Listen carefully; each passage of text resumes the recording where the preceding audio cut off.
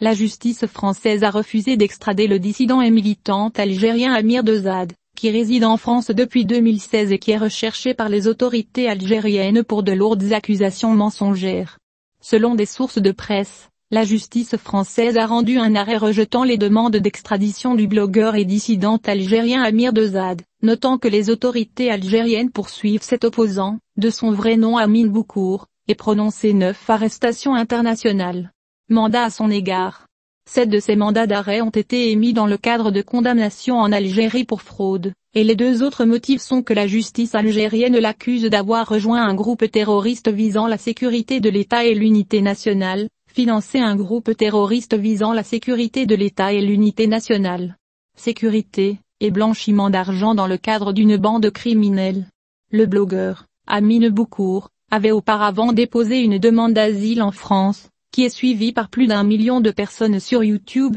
dans laquelle il expose l'establishment militaire et les hauts généraux des barons de la drogue, et a participé au mouvement de protestation populaire Irak qui a été lancé en février 2019 et qui a conduit à la démission de l'ancien président Abdelaziz Bouteflika. Dans ses arrêts rendus mercredi, la Cour d'appel de Paris a estimé qu'il existe un grand danger qu'Amir Boukour ne bénéficie pas des droits attachés aux nécessités de sa défense et au respect de sa personne en Algérie, et notamment le tribunal prend en compte dans sa décision les publications les plus récentes relatives au traitement judiciaire des affaires liées aux opposants politiques. Éric Blouvier, l'avocat du blogueur algérien, a commenté que cette décision est une preuve encourageante de l'indépendance de la justice française face à la cruauté des autorités judiciaires algériennes, et leur non-respect de la liberté d'expression et d'un procès équitable, comme il l'a dit. L'avocat français a ajouté que la décision du tribunal nous rappelle fondamentalement qu'il ne suffit pas d'affirmer le respect des libertés fondamentales en Algérie, mais plutôt que les recours doivent être efficaces et il existe de nombreuses preuves qu'ils ne le sont pas, selon son évaluation.